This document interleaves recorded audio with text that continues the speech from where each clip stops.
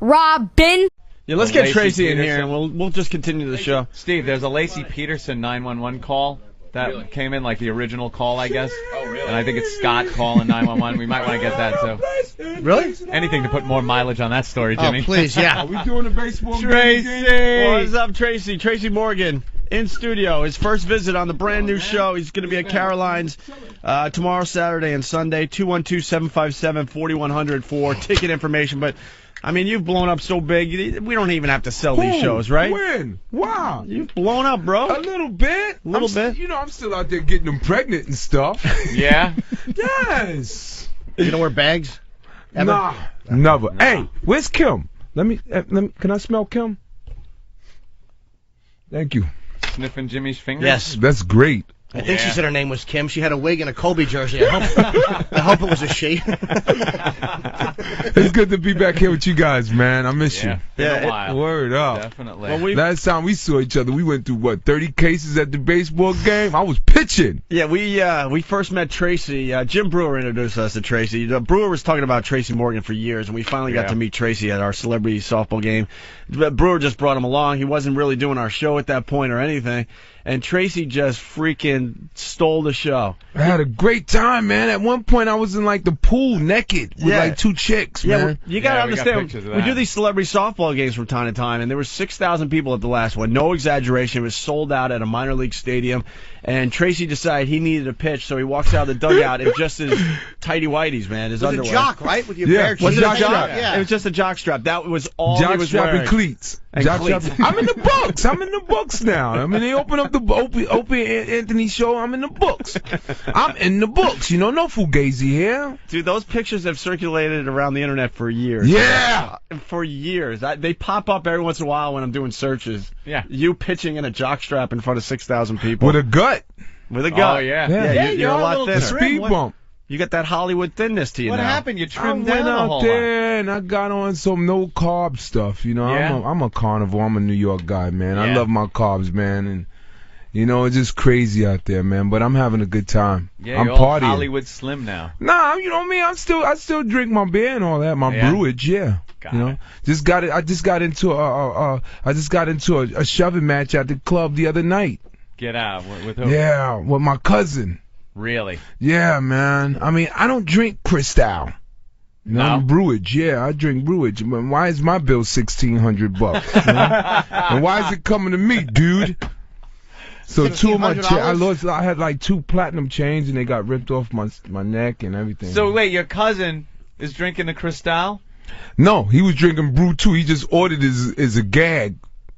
Are you kidding me? He ordered it as a gag. He said, "You're rich. You got a TV show." I said, "No, the show got canceled, dude. Can't order stuff like that now, man." And they come up to you with a bill, and you get in a shoving match with your cousin. Yeah, man. Did you kick his ass?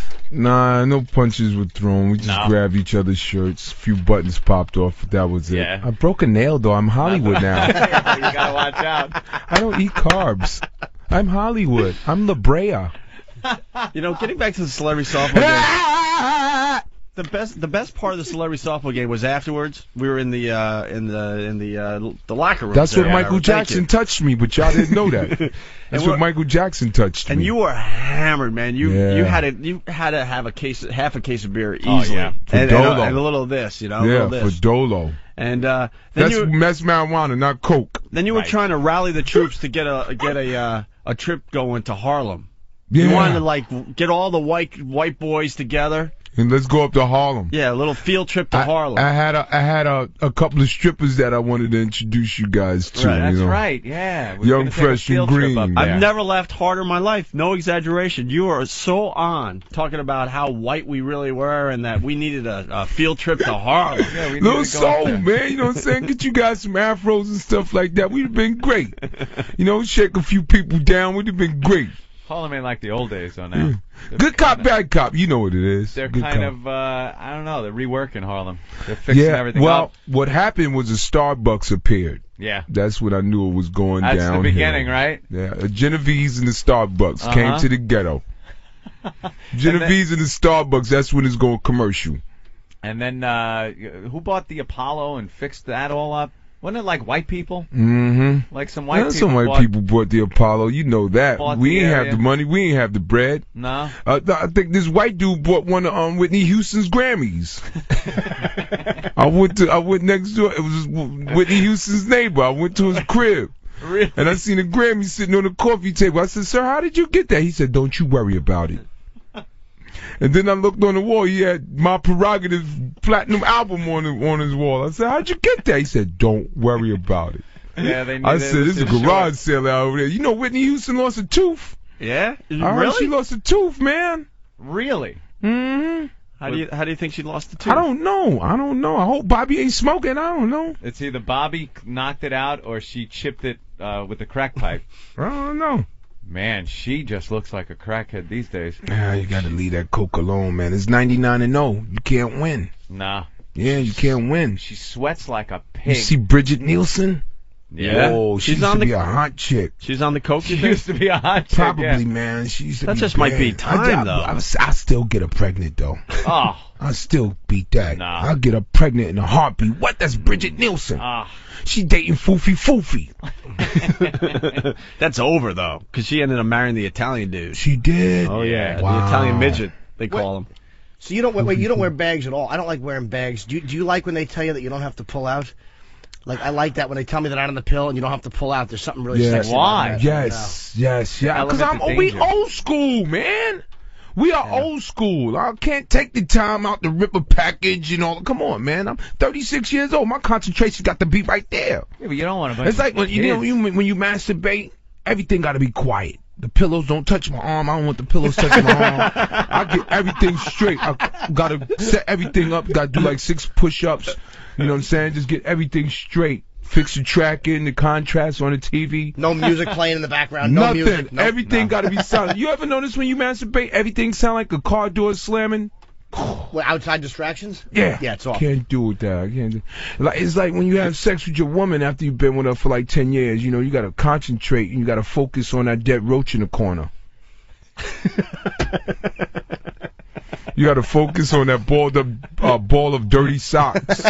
Oh my God! Complete concentration. You know what the aroma is when grown people have sex? When you ever walk by a room after like 2 grown people have sex, it smells like coffee. It smells like potato chips and pretzels. It smells like butt, testicles, Bacardi and Coke, Marlboro Lights, and Double Mint. That's the smell of love. Dirty socks and tears. But that's what, you ever, like, my son is 19, right? Yeah. And all he does is masturbate at this point. You know, I got to get him something because he going to go pop. He might kill me and his mother, you know, and say that the devil made him do it or something. I got to get him laid. I got to get this dude laid. But you know what his room smells like, right? Butts off and socks. Oh, Yeah. really? Oh. He's 19. I caught him. He was humping my leg the other day, man. Well, I had to beat him with a newspaper. Why doesn't he have a girlfriend? I don't know. The dude is into his academics. Really? He's into academics. That kind of gets in the way sometimes. Yeah, he's into you know? academics. I said, oh, man. That gets in the way, You bro. don't know, brother. Gotta get off that stuff. When I was 19, by the time I was 19, I had an empire already. Yeah? Yeah. I had several kids, of which I never claimed. How many kids do you think you got? Good between 12 and about 35. I told you I don't use bags, man. You never. We don't pull out. I think that's a real woman when she said, "No, you don't got to. Go ahead, go for it." Well, maybe she's just looking for the Tracy Morgan money. Well, you know, whenever I need, you know, income taxes and stuff like that. Oh, some deductions. You know me, man. I'm like Jim Brown, baby. I'm in the Hall of Fame. As a matter of fact, I'm doing a celebrity golf tournament. Oh, while I'm in town, yes. It's a benefit for women with C-section scars. You know? I'm trying to raise some money for C-section scars and stretch marks. Are you, that's my thing. Are you a golfer, Tracy? No, but you know, we just put together, and one of the keynote speakers will be Al Sharpton. Benoit Benjamin will be speaking. Sharpton is a golfer? Benoit Benjamin. Who's that? Benoit Benjamin testified against Jason Williams for the Nets. That's right. Really? Benoit was sleeping on his couch and he testified. See, if I was Jason Williams, I would have said yes. I would have just implicated the Harlem Globetrotters. I would have kept putting the word cocaine and Globetrotters together. Because they'd be loved. And I know a lot of people in that jury, in the jury box, loved them. So I would have just said yes. Yes. I admit, I was doing cocaine with the Harlem Globetrotters. Yes. Yes, me and the G-Trotters was doing coke. Yes. I didn't mean to shoot nobody, but yes. Metal Lark Lemon brought 4 8 balls. Yes. Yes, Curly McNeil. Yes. I was sniffing with coke with Curly. Yes. I'm sorry. Do some tricks. Yeah. Distract the jury a little bit. Sure. There's someone on the phone that has a Tracy Morgan story. Uh-oh. Let's go here for a second. Colin in Connecticut. Colin. Hey, guys. What's going on? Well, we have Tracy Morgan in studio. He's playing Caroline's all this weekend here in New York City. Well, I was an intern at Saturday Night Live 5 years ago. And, Trey, I don't know if you remember me. My name's Colin Cosell. Oh! What's up, Colin? That's Howard Cosell's grandson. I've actually met him, too, I think. Yeah. That's my dude. That's my dude. Wait, Howard Cosell was your grandfather? Yeah, Jimmy and I did stand-up. Stand-up New York together, so yeah. Oh, no kidding. Yeah. What's up, bro? How you been, man? I cannot complain, my man, but I've got the best Tracy Morgan story ever. Shoot. They brought in a new intern one day, and this kid was completely starstruck, and Trey's just like, yo, Colin, go and grab this kid, bring him down the hall, and tell him Trey Morgan's got something to tell him. I was like, all right, so I grabbed this kid. I think his name was Winston. I said, Winston, Tracy Morgan wants to see you. He goes, really? And his jaw drops, and his eyes are big, and he cannot wait.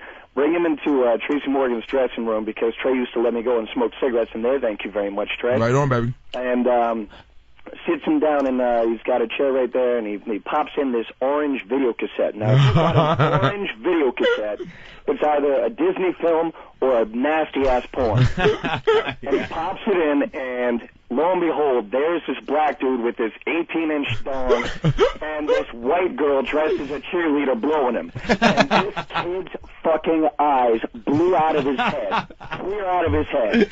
That's right. Remember that scene? Oh, dude, that was just to loosen them up, right? That'll loosen. Real people do real things. Oh, hell yeah, man. Go outside to smoke a blunt, and people will ask for his phone number, and he'd say, Colin, take this and walk the other way. Mm-hmm. I gave the guy the tape, too. Oh, man. What a guy. That kid was crazy, man. But we had a good time, though. Yeah, we did. But the fact that this is Howard Cosell's grandson. I know. I haven't totally. That was my dude, man. Yo, we used to go to lunch together, man. He used to tell me stories about his grandfather, you know? Yeah, how old were you when he passed away? That was April 23rd, 95. I was 15. So 15. So you had some time with him. I mean, you remember him. I had a lot of time with him. No, he was around constantly. Who has the toupee? Now, I've heard rumors that someone has the toupee. That's impossible. I used to put the tape in for when my grandmother passed away. I used to put the tape in that thing for him. Wow. Yeah. No, we were very, very close. Hey, did you ever meet Ali? Oh, of course. No. Oh, man, you want to hear a great story? I was 6 years old, and that was the first time I met Ali. 6 years old, and I wake up to this big black man shaking me and saying, come on, little man, your grandfather wants to come have lunch with us. And I wake up, there's this gigantic black man shaking me. And I'm like, what in the fuck is going on? 6 years That's old. all you know at the time. He walks me out, and I'm shaking. I'm like, hi, Papa, who's this? You met Muhammad, I say. I'm like, yes, I did. He said, Muhammad is a good friend of mine and the greatest of all time. I was like, okay, this means nothing to me. That is a great impression, dude. Wow. Well, he's... Well, I grew up with him, man. I used to listen to him screaming at the television. We got him into hockey, and he used to yell John Van Beesbrook. We taught him that his nickname was Beezer. So he'd sit there going, Beezer! Beezer! I can't wait for halftime. I need to take a tinny. And you're like, what? Isn't that funny? This guy's just like, that's his grandfather. Everyone has their like kooky grandfather stories, but this is Howard Cosell. Yeah. He has an impression and all that. Yeah. Hey, dude, they should put you on Saturday Night Live, man. I wish they would. Word I up. could use the work, goddammit. Right on. Well, we got to get you in here. I would love to go in there, man.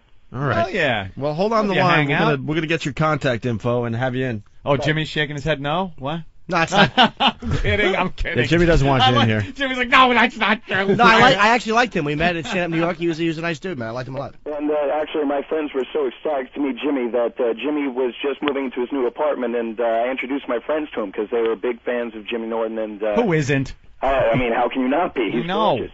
And they ended up having a conversation about how to hang a mirror on sheetrock. That's right, because I was worried. I really did. I bought an apartment. They should have just lined cocks up that I could lick on the way into my door. I bought candles and little rocks and a mirror. Ugh. Bed Bath & Beyond, Jimmy. Bed Bath & Beyond, right? Oh. All right. Man. So off air, they're going to take your information and stuff. Yeah, hold on. Yeah, we'd love to have you in, Colin. I would love to come in, Rose. I'd love to. All right, cool. There he goes, Colin from See you, man. Connecticut. Colin, be good. That's pretty cool. Cedric Nice from to- Tennessee wants in. Cedric, What's happening? what's up? Hey, man, I just want to know if Tracy got any steaks for sale, man. I'm having a barbecue this weekend. You talking about the Meat Man character I played on. Hell yeah, man. You know me, man. But I'll be at the barbecue, baby. Yes, word, man. Hey, I'm going to invite your little brother, Spoonie Love, in, too, man. You got it, man. Let me tell you something about Spoon, man. You know, Caligula invented the orgy, right? But Spoonie invented the pop off. You know, the jump off. You know what I'm saying? Yes, sir. Yes, sir. Holla at your boy. Have a good barbecue, man. Hey, word. All right. They're speaking some kind of code language I over understood that we that. don't quite understand. White people. Yeah, we that's just heard black stuff. nothing. Caligula. Huh? Okay. That's good black stuff. Hey, you how We long? call it black pride. How long you been off SNL? You were there for a long time, man. Yeah, I was there for 7 years, but I've been off for about 2 now. Off for 2. Do you miss it, or you want to go back or no? Nah, man, I'm good. I'm moving forward. And the last, man. I'm out of daddy's the house. last 2 or 3 years, you just blew up. Like for a while. My show got canceled, man. I went out to L.A. No, but I mean the last couple of years of Saturday Night Live, you just blew up. Yeah, I mean, I'm like, all that Will talent was Ferrell just and them sitting gone. there for all those years, and then finally they used you. Yeah, it took them about 4 years.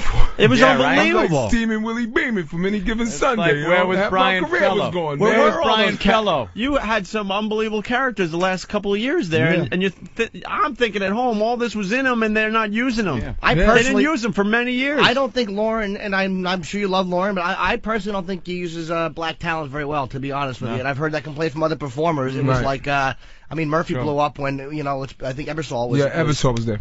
But you know, it takes. I never looked at it like a color thing. Excuse me. I never looked at it like a color thing. I just take time for people to know your voice and the writers to get to know your voice. And I'm from a different world anyway, so you know, I just leaned back for the first couple of years. I played my cards right, let them cast me and stuff. You know what I'm saying? Let them put the lipstick on me and the dresses on me and all of that. And cut my balls off, you know, and all of that stuff. And you know what I'm saying? But then after a while, then all the heavy hitters started breaking out. So I just said, you know, I stepped up. I stepped right in there. Yeah. And I'm glad it happened like that because, you know, then I got my own TV show, which got canceled after 22 episodes. What happened? You did 22 though. I don't know. You would have to ask NBC. I got 22, but you know when I went out to L.A., my vagina was nice and pretty. Now I look like a orangutan back there. You know, the big pink orangutan cootie cat. I got the big baboon cootie cat now. red and sore. I mean, you know, it was views. nice and pretty when I got out there, you know. I saw you on Sharon Osbourne's show cooking. What were you cooking? Like little beans and franks. It was really funny, man. Pork and beans and franks with grape Kool-Aid. It was really funny. That's a ghetto delicacy, man. That's a ghetto delicacy. It's called Franks and bean casserole with grape Kool-Aid. Grape Kool-Aid, of course. With a little slice of lemon in it. And I got to cook a sweet potato pie because when you get these TV shows, you do a lot of press. Yeah. I mean, you amp up. I mean, NBC pulled out all the stops. You know, I was the next Cosby show and all of that stuff. So I got to cook a sweet potato pie with Bo Jackson and everything. Really? You know I'm on the anti-doping committee for comedians. I didn't know. So that. if you're smoking marijuana before you said, I'm going to see you out there. You're going to be tested in these clubs. You know who's going to be the surprise witness in this Michael Jackson case, right? It's going to be Bubbles. Yeah, I know they're very the distracting, chimp. aren't they? What are you guys doing? The chimp. Just You think leave all he that shit abused alone right Bubbles? now. The chimp going to pull his zipper down. It's going to be Jim Brewer. It's going to be Jim Brewer in the chimp suit. Oh, he's a psycho. You're gonna see Michael Jackson. The bailiff is gonna walk Bubbles down the aisle, and Bubbles is gonna glimpse at Mike. Mike gonna turn the defense table over and say, "You banana eating chimpanzee witness protection program. You be eating bananas in Alaska after I'm done with you." What do you think, Mike? And You Bubbles think, gonna say, "No, I seen it all, Your Honor. I seen it all. Yes, he touched one of them boys over there by the teacups. Did you when your show went Yeah, for, one of them little boys by the giraffe enclosement." you went for a year on the show. Did it? I actually didn't see it. That's great. Did they write stuff that you didn't like, or were you happy with the final product and it just didn't get ratings? I didn't see it. Of course, I was a black dude, but what I'm gonna say? What they wrote stuff that you thought was sure like the slaves ain't want to pick cotton either. But you had to well, slaves didn't make $30,000 a week. I bet you the slaves were smoking weed. They used to stop in the middle of pick and go, "You see all this cotton we gotta pick? Get high, man. We can't pick all this cotton sober." Smells good. You're liking that Egg McMuffin there, huh? That's a sausage McMuffin. That's sausage? So much for no carbs. It smells really good, though. One bite? No, thanks, man. Wait, someone is saying that you had the funniest line ever on SNL. What? Scott in Chicago. If it's about Britney? Hey. I think Tracy delivered the funniest line in the history of Saturday Night Live. I love you. God bless your soul. When you did Astronaut Jones, Uh-huh. and she was the alien asking for help to save her planet. I said, why don't you turn around and show me that big fat ass? Big fat ass. Remember the whole sketch? I was like, yeah, right. I could not stop. What was that like? Was she pissed about that, or? Oh, nah, they loved it, baby. They loved it. But didn't you improv that? That wasn't the original line. You added to that line. Yeah, I did a lot. I used to do that all the time. And Brittany didn't have a problem with that? Nah, I tongue-kissed Brittany about 6-7 times whole week. Because I was doing, but that wasn't that. When I used to do Woodrow, which was the guy that lived in the sewer, he got the girls, but I got to kiss him. I kissed Lucy Liu, and I would try to put my tongue in their mouth. Like at the time she was dating Justin, he was standing right there, and I dared him to say something. You know the reason why Brad Pitt and Jennifer Aniston broke up, right? Me. You. Stop calling the house, Brad. Leave it alone, okay? It's over. Stop calling the house. She's pregnant by me. Leave it alone. Just leave it alone. Walk away, Brad. Would you smell her ass, Jennifer? Come on, man. Jennifer Aniston can fart in my mouth. I'm a freak, baby. I'm a freak. He's old school filthy. I love Tracy. I'm a weedy beady bing bong freak. Come over here and fart in my mouth. Oh, that's great. Get over here. Hug J-Lo at the same time. Poop right in my mouth. I'm with it. I'm a weedy beady bing bong freak. What do you think about Brittany being pregnant there, Tracy? That's my child. Really? That's going to be... It's going to come out. Everything's going to come out. All the facts are going to come out. That's going to be a surprise. That body's getting ruined, though. Nah, that's the way I like it. Yeah? What, stretch marks and all that. It's the mark of womanhood. I like cellulite. Any woman that go against cellulite is going against womanhood. That's all about. Hey, that got to be jelly because jam don't shake like that. You like a woman after she's had a kid or two? Yeah. Yeah? I don't like nothing new. No? But my money. I want a woman that been through the fire. Through the fire. Really? Yeah. You don't like them all nice and tight? Hey, listen, I'm not a scorer. I'm a rebounder. If you're coming out of a bad relation, come see me. I'm at Caroline's. Come see me. I take kids, step kids, all of that. Foster kids. Come see me. If you getting Social Security checks for one of them kids, give me half. I'll take care of your life. Wow, you don't see many guys like that. Yes, I'm a rebounder. I dive over the scores table for a rebound. Bad relationships, I'm with it. We should play. And it's a bonus if you got crust on the back of your feet. Oh God! With that little black welfare toenail at the end. That is really nasty, man. See the women wearing the sandals or something in the store? They're shuffling along, and there's just that big calloused, crusty thing on the back of their heel. You like that? That's sexy. It's like yellowish, white. You ain't made love until you had a woman that's in a vegetative state or something. I don't like resistance, man. I like to get straight to the point. Like a Terry Schiavo kind of. When you're fucking, the arms just flop over the side of the bed and don't move. That's when the legs be dangling over your shoulders and stuff like that. I had this one chick that, one crippled chick. That was my thing. Really? Hey, man, it's sexy. It's a sexy thing when you sneak up into ICU. Yeah. And have sex with a woman with IVs hanging out her arm. That's sexy. Yeah. You know what they say? Sometimes white guys like to drive around and find black prostitutes and break their arm. Really? Sadistic white dudes from the suburbs. Break the arm. Break that arm. When they get having oral sex, they just break that arm. Some white guys get off on that. I never heard that. Yeah, one. I've never heard that in my life. You never seen a prostitute with a cast on? I've seen some prostitutes with their cast. Yeah, the John broke her arm. That's because of white guy? John broke her arm. I always assumed it was the pimp or something. No, the pimp don't care. He sent her to the hospital to get that cast on. Then all the other chicks on the strip sign her cast. You ever seen a baby with a cast on? That's dark, right? I love dark. That's pretty sad. Dark. You always assume it was something bad. I was the one that told Luke Skywalker, F Obi-Wan Kenobi. Really? We're going to hang out with the Emperor and Darth Vader. That's where the party's at. We're going to the Death Star. I booed Star Wars. Why? Because Obi-Wan Kenobi. Yeah? Damn, man, the Force be with you. Come on, man. Emperor, Darth Vader. You seen that suit? You seen Obi-Wan Kenobi's suit? Did you see Darth Vader's suit? Darth Vader got fashion sense. Puffy redid that. Sean John made that Darth Vader suit. You know Papa Smurf was a bad drinker? Wow. He has 2 domestic violence charges for putting his hands on Smurfette. He drove a Cutlass Sierra.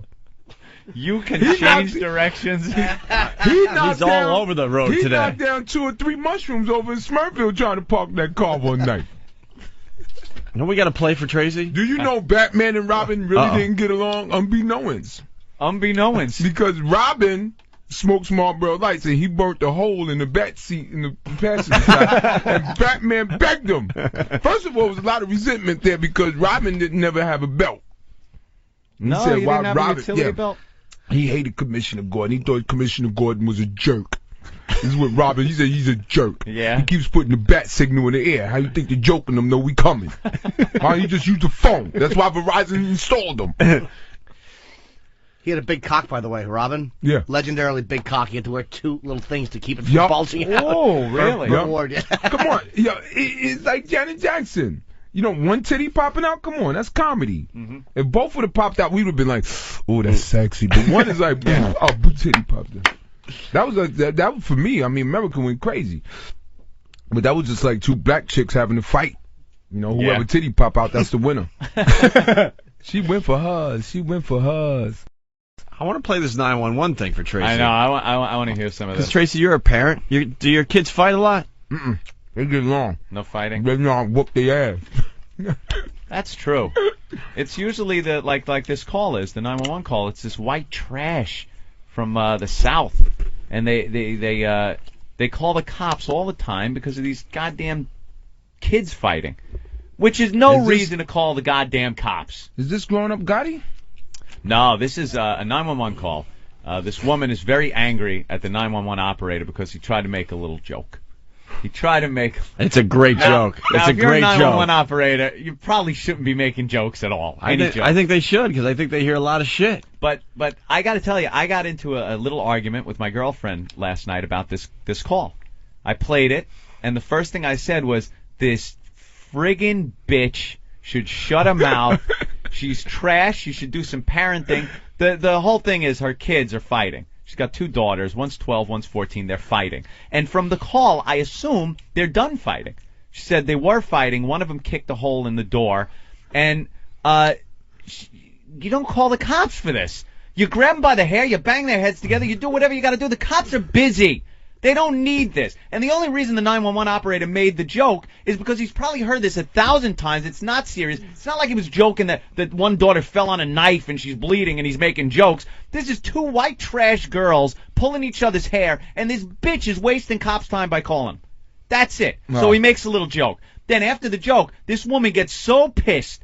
And so she is ragging severe. Now she's getting the guy's name. She's going to report him. This, that. Now the fight is a total backseat. Now it's not an emergency to call the cops. If this was an emergency where she should have called the cops and he made a joke, she would have blown off the joke and said, hey, look, it's an emergency.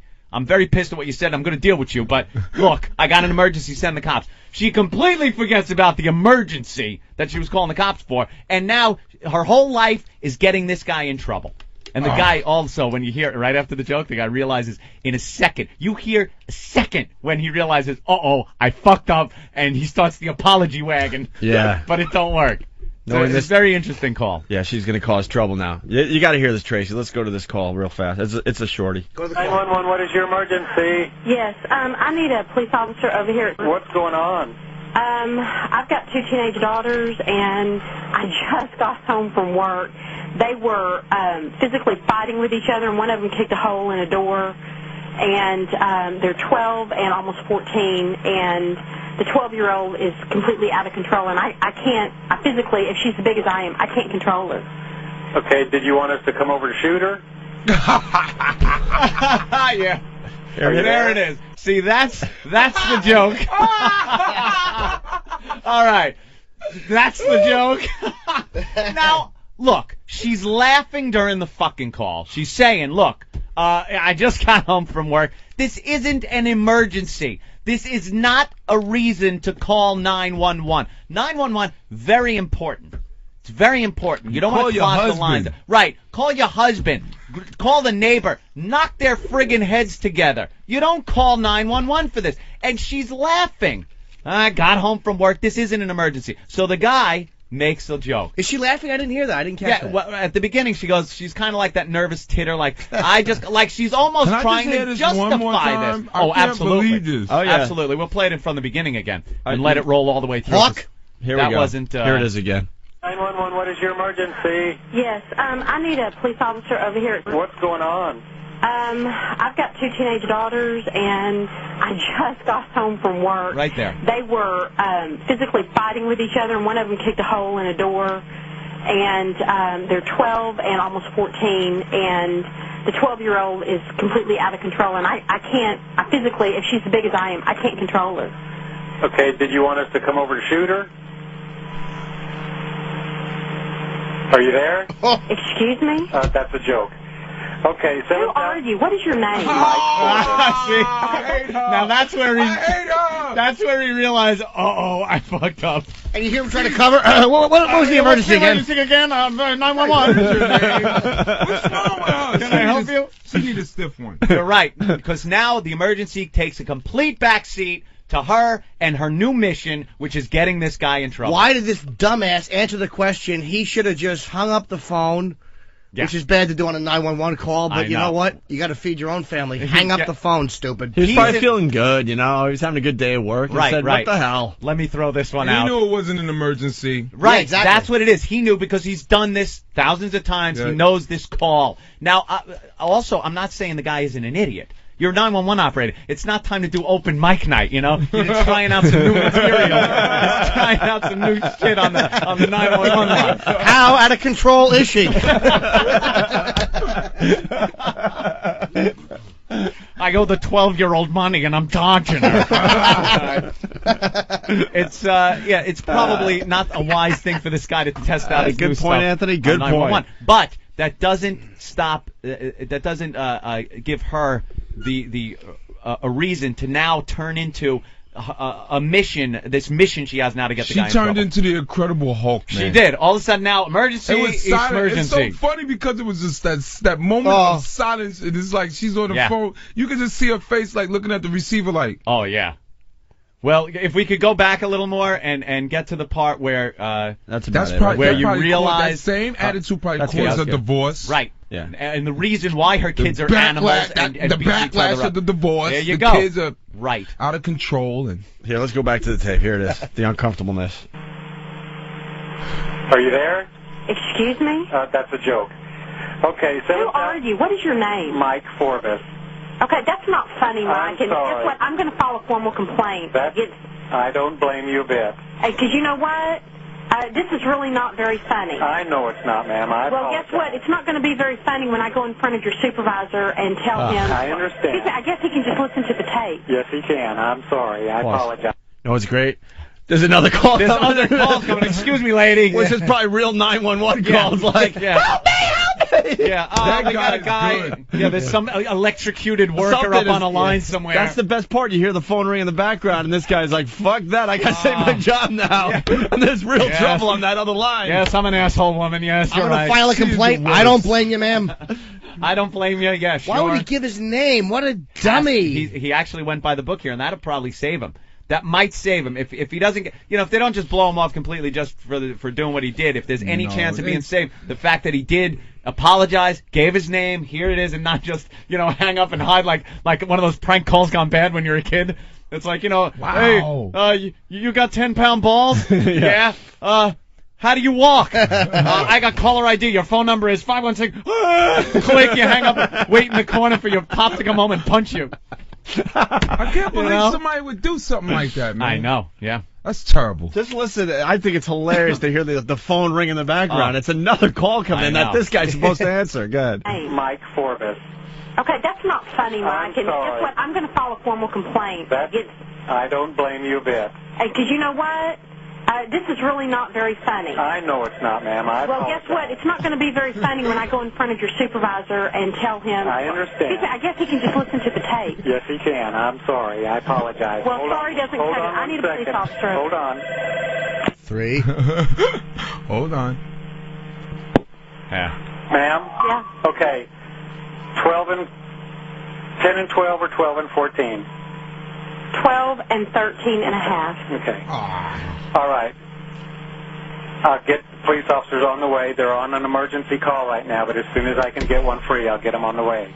Oh, well, don't rush or anything. Well, I apologize for my smart remark, and I will get them en route as soon as I can. Okay, and what is your name again? Mike Forbes. My number 605. Thank you. Yes, ma'am. There's some don't crazy rush people out Don't there, rush man. or anything. Yeah, don't send them away from maybe a car wreck or something. Don't rush to send them over here and parent for me. You're a parent.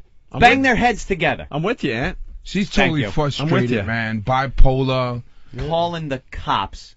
I guarantee you she's a divorcee, too, man. Oh, absolutely. That dude wasn't putting up with that. No. Imagine that. Husband He walks wasn't home. putting up. How you doing? Yeah, had a hard day at work there, honey. Oh, hard? Not as hard as me. I had to deal with these two.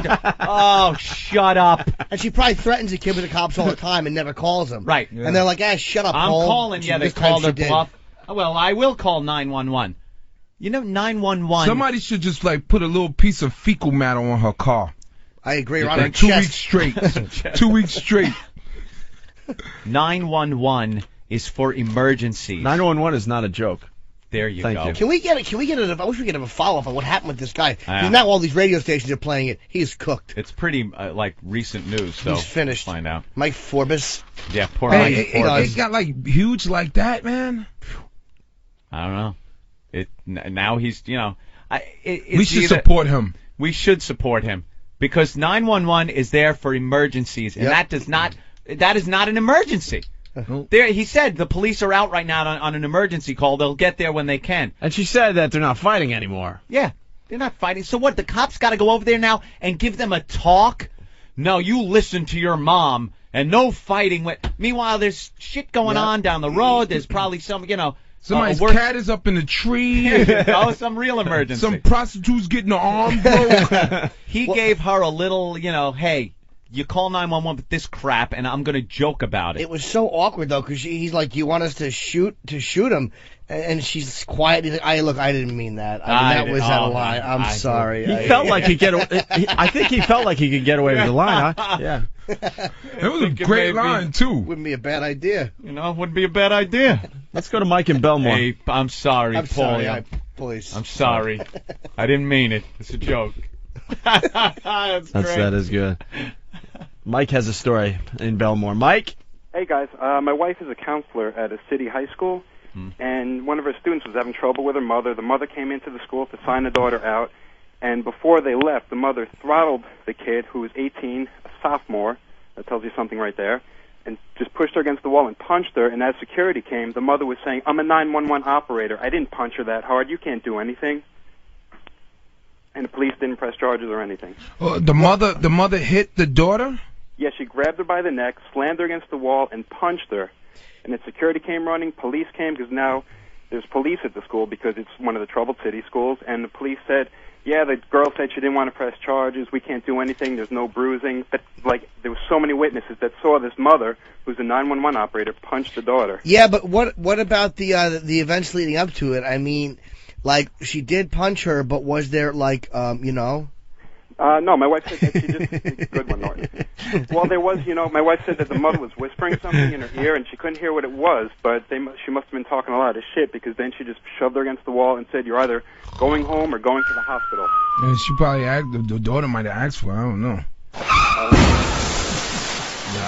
That was a cool story, sir. I wish you didn't stop in the middle of it.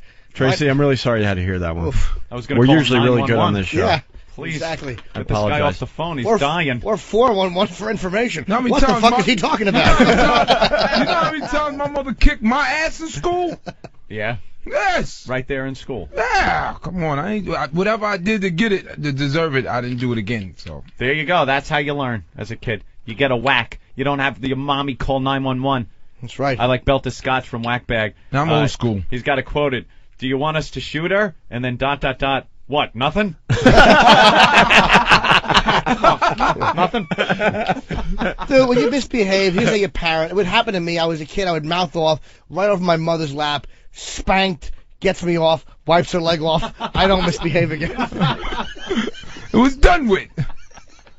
But you do misbehave again because you want that feeling again. That's true.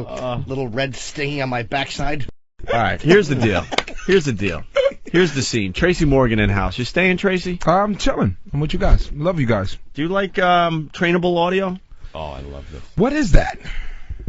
What is trainable audio? Well, Tracy, back in the late 50s, early 60s, with mentally challenged children, what they did was train them. They called because before then they just put them in the institutions and left them there to rot. Right. So then in the 50s and 60s they decided that these children can be trained, not taught. They said not teach. They train them like an animal, and they can enter society in that fashion by being trained. And it was an early attempt at making these people productive. That's special ed in a way. Special education, right. Now, there's no more retarded people. Now it's, mentally challenged, and they can all become productive members of society. Right. But this is pretty much the early phase of that whole thing. And it's the old films. Remember the old films they used to show you in school? Teaching these children about sex education. Ooh. These little retarded children. They had a name for them, trainables. They were called trainables. Trainable audios? Trainable. No, well, we have audio. Audio of trainable films, right. yeah. That's right. Wow, this is interesting. Oh, it is fascinating. Should we take a break first? I guess they figured if you can teach a bear in Romania to tap dance with a ring through its nose, you can teach one of these idiots to not shit in its pants.